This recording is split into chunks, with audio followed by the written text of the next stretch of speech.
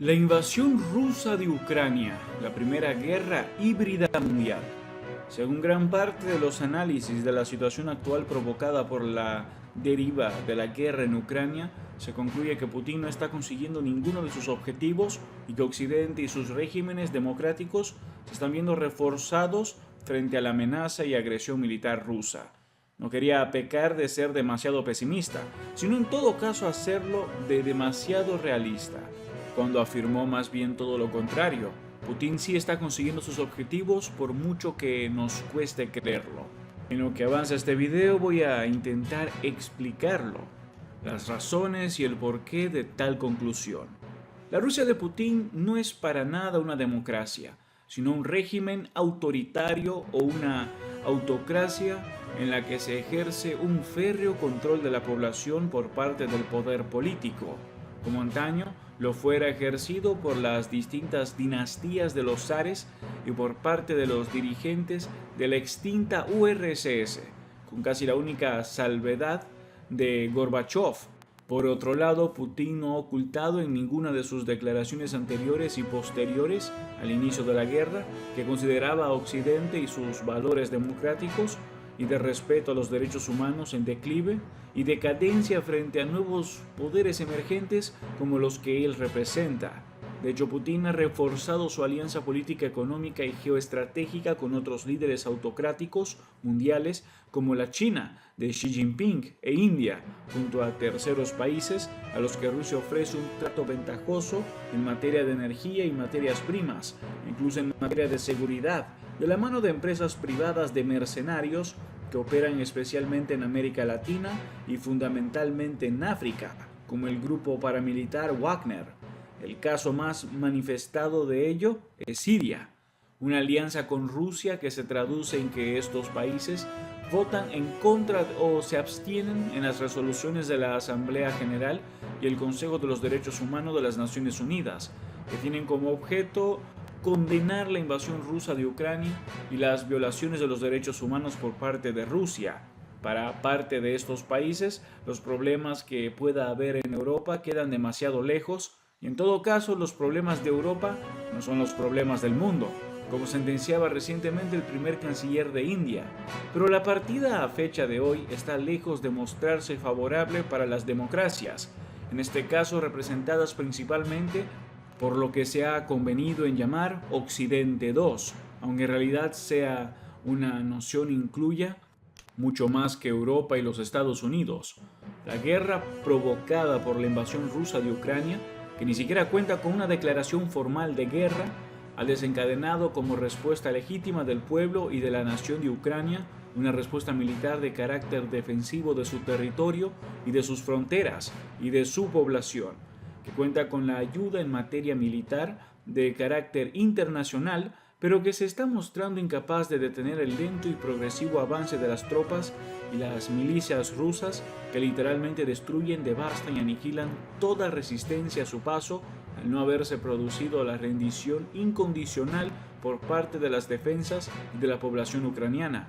La finalidad última es asfixiar a Ucrania, dejándola sin salida hacia el mar, para así forzarla y obligarla a renunciar a su territorio y a sus fronteras. Pero la finalidad también es asfixiar y colapsar a Occidente y a quien se oponga a los planes de Moscú por la gran dependencia que existe a nivel mundial de las materias primas y los hidrocarburos rusos. La operación militar especial de Rusia en Ucrania, término que encubre lo que en realidad es una auténtica guerra de invasión, al estilo de las protagonizadas por Hitler y la Alemania nazi, y que dan origen a la Segunda Guerra Mundial frente a una estupefactas democracias europeas, lejos de ser y haber constituido un fracaso, estaría dando los resultados que podría haber esperado Putin en sus planes previos a la invasión de Ucrania, aunque lo haga de forma soterrada, pausada y lenta en el tiempo. Número 1. Para empezar, está consiguiendo hacer cada vez más mella en las defensas ucranianas,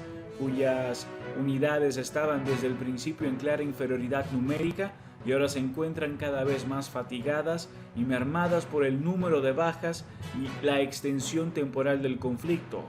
Número 2. En segundo lugar, está logrando que como consecuencia de una guerra híbrida, desencadenada a nivel mundial, se eleva la inflación mundial a niveles nunca vistos y con ello se está activando el malestar social de gran parte de la población y de amplios sectores sociales de la mano de partidos y de movimientos que en la mayor parte de los casos tienen una clara afinidad y vínculos con Moscú, partidos y movimientos ultranacionalistas y de derechas homófobos y ultrarreligiosos, y que promueven e instigan huelgas de determinados sectores profesionales especialmente afectados por la guerra. Número 3. En tercer lugar, está activando una hambruna mundial a consecuencia del bloqueo y robo del cereal ucraniano, que representaba una de las mayores despensas del mundo y que va camino de desembocar en un problema alimentario global de proporciones inmensas, mucho mayor que el que existía con anterioridad a la guerra. Número 4. En cuarto lugar y último lugar, está poniendo en jaque a todo el mundo que no se encuentre alineado con este nuevo y a la vez viejo imperialismo ruso, jugando con la ventaja de que las autocracias no tienen en principio por qué preocuparse por el malestar de su población y de sus ciudadanos, porque simplemente se ha reprimido y se reprime cualquier intento de manifestar cualquier disidencia o descontento político y social. Se ha titulado este artículo Jaque mate a la democracia. Ha sido porque se puede considerar que la democracia se encuentra claramente amenazada y en peligro como consecuencia de esta guerra híbrida de carácter mundial desencadenada por Rusia. De manera que, frente a la amenaza representada por las autocracias de todo tipo y de todo origen, tanto a nivel interno de los estados como a nivel externo de los mismos, a los que creemos en la democracia y en el respeto a los derechos humanos, no nos queda otra que ser críticos y de serlo además con fundamento, para así poder distinguir con rigor y así ser, en lo posible, imparciales y objetivos, acercándonos en lo posible al rigor científico en lugar de la ingenuidad, la ideología y el dogmatismo. De esta manera se debe de distinguir entre el ser, es decir, cómo son de hecho las cosas, y el debe ser, es decir, cómo deberían de ser o cómo podrían ser si se hiciera el bien en lugar del mal por parte del ser humano. A pesar de que la única posibilidad para la democracia y los derechos humanos se encuentran allí, donde en mayor o menor grado existe separación de poderes, allí donde se celebran elecciones libres y allí donde no se encarcela de manera arbitraria ni se envenena a opositores o a quienes se consideran agentes del enemigo.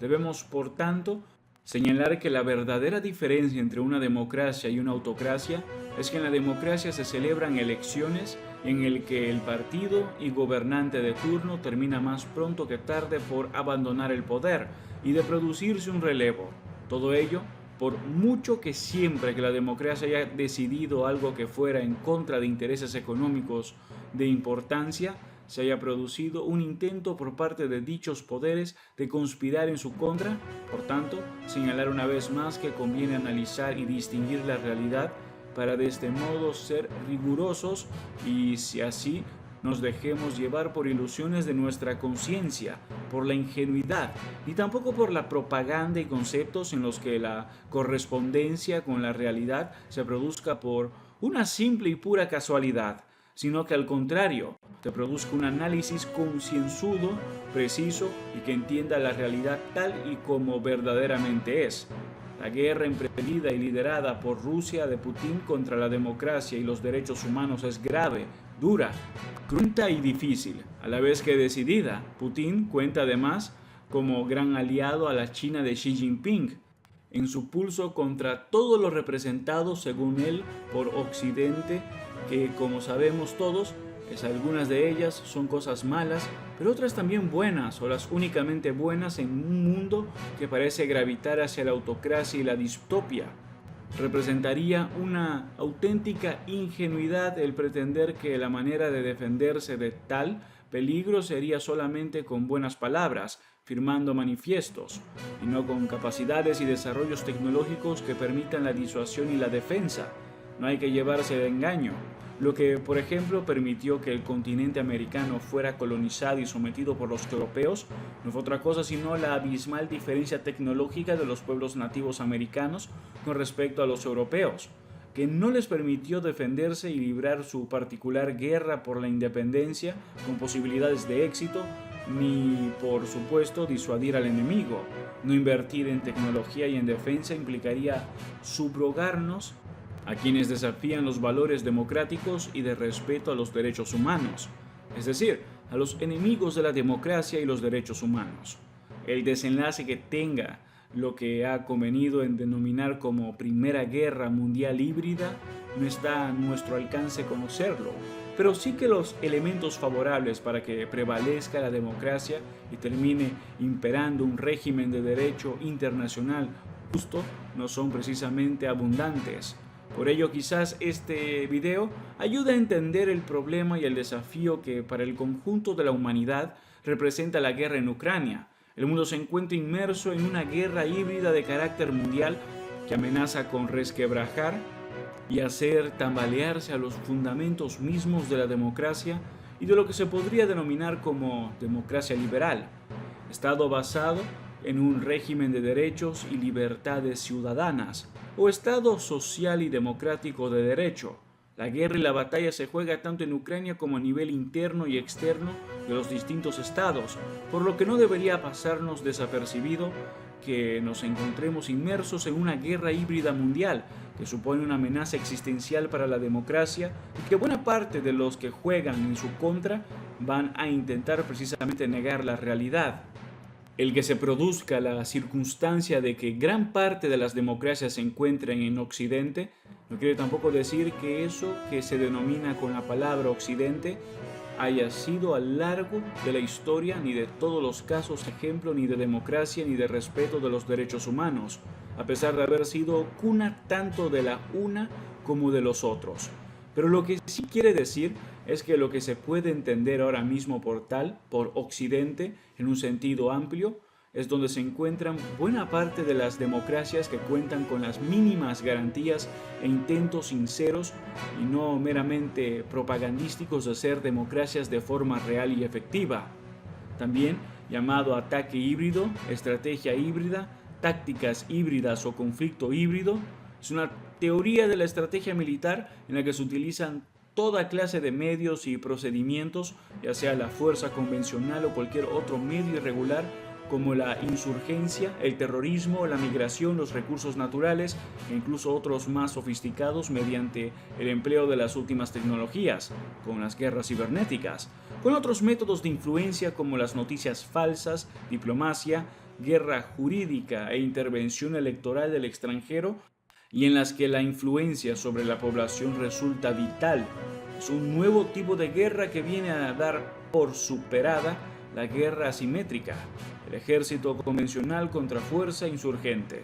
Una ventaja de esta estrategia es que el agresor puede evitar que le atribuyan el ataque, una idea en cierto modo similar a la negación plausible. Los conflictos híbridos implican esfuerzos a diferentes niveles con el objetivo de desestabilizar un estado funcional y provocar una polarización de su sociedad, a diferencia de lo que ocurre en la guerra convencional. El centro de gravedad de la guerra híbrida es un sector determinado de la población. El enemigo trata de influenciar a los estrategas políticos más destacados y a los principales responsables de la toma de decisiones, combinando el uso de la presión con operaciones subversivas. El agresor a menudo recurre a actuaciones clandestinas para no asumir la responsabilidad o las posibles represalias. Unos sectores que están sufriendo especialmente la escalada de precios de los combustibles, que en la práctica se puede entender como una instigación a que se deje de ayudar a Ucrania para volver a estabilizar los precios de los hidrocarburos. Eso es todo por ahora. No olviden comentar y suscribirse. Hasta el próximo video.